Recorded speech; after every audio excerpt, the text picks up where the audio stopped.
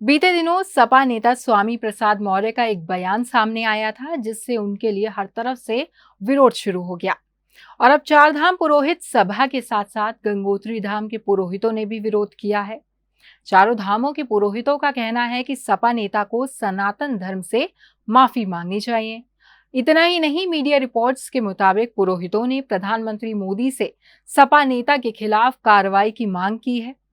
आइए एक बार पहले उनके दिए गए बयान पर गौर कर लेते हैं। दरअसल रामचरितमानस विवाद के बाद साधु संतों पर आपत्तिजनक बयान देने वाले सपा के राष्ट्रीय महासचिव स्वामी प्रसाद मौर्य ने एक निजी चैनल के इंटरव्यू में बद्रीनाथ मंदिर को लेकर विवादित बयान दे दिया है।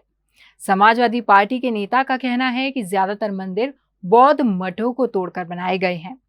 उन्होंने चमोली स्थित बद्रीनाथ मंदिर को 8वीं सदी का बौद्ध धर्म स्थल बताया है और ये भी कहा है कि बौद्ध धार्मिक स्थल खत्म करके बद्रीनाथ मंदिर बनाया गया है। उनका दावा है कि देश के ज्यादातर हिंदू मंदिर बौद्ध मठों को तोड़कर बनाए गए हैं और बद्रीनाथ मंदिर को लेकर भी कुछ ऐसा ही दावा उन्होंने किया है। जानकारी के अनुसार वे अक्सर ही चर्चाओं में रहते हैं, लेकिन अब स्वामी प्रसाद मौर्य के इस बयान से उत्तराखंड में विरोध देखने को मिल रहा है। इतना ही नहीं, सूबे के मुखिया पुष्कर सिंह धामी ने भी इस बयान को दुर्भाग्यपूर्ण बताया है।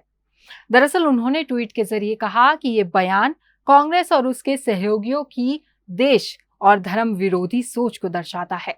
ये विचार इन दलों के अंदर सीमी और पीएफआई की विचारधारा के वर्चस्व को भी दर्शाता है।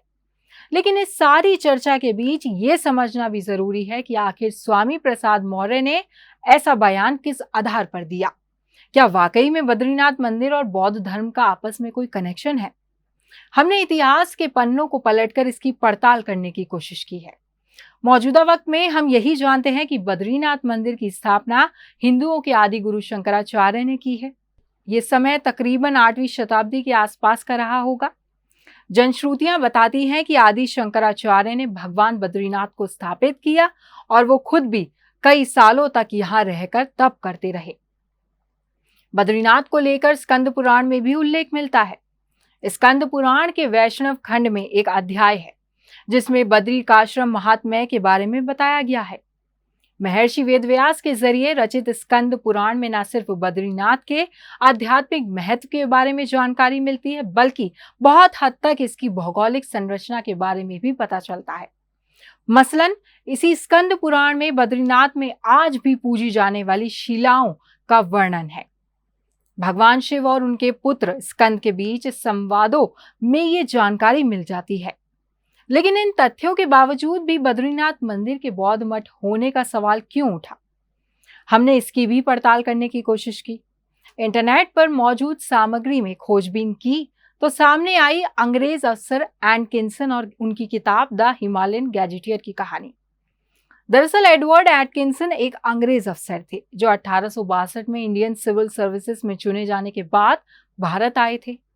एटकिंसन की किताब द हिमालयन गैजेटियर बताती है कि इस इलाके में शंकराचार्य जब आए तो उन्होंने पहले से मौजूद बौद्ध अनुयायियों का प्रभुत्व यहाँ से खत्म किया और सनातन धर्म को फिर से स्थापित किया। इस किताब के एक पेज पर बद्रीनाथ का जिक्र भी मिलता है। अब सारे विवाद की कड़ियां यहीं से जुड़ती दिखती हैं। फिर बद्रीनाथ मंदिर का वास्तुशिल्प भी किसी बौद्ध मठ सा लगता है, जो इस विवाद को और गहरा बनाता है। लेकिन यहाँ इसी एटकिंसन की किताब को फिर एक बार पढ़ें तो समझ आता है कि बद्रीनाथ की स्थापना यहाँ बौद्ध धर्म के आने से पहले ही हो चुकी थी और शंकराचार्य ने उसे रिस्टोर किया। वैसे यहाँ गौर करने वाली एक और बात है, वो ये है कि यहाँ दूर दूर तक आपको बौद्ध धर्म का कोई और निशान नहीं मिलता। स्थानीय लोग बताते हैं कि जब बौद्धों का प्रभाव हुआ तो उन्होंने शालीग्राम को अलकनंदा में फेंक दिया, जिसके बाद शंकराचार्य ने इस शालीग्राम से बनी मूर्ति की खोज कर तप्त कुंड के पास स्थित एक गुफा में स्थापित किया। बाद में अलग अलग राजाओं ने इस मंदिर को और भव्य बनाने में अपना योगदान दिया।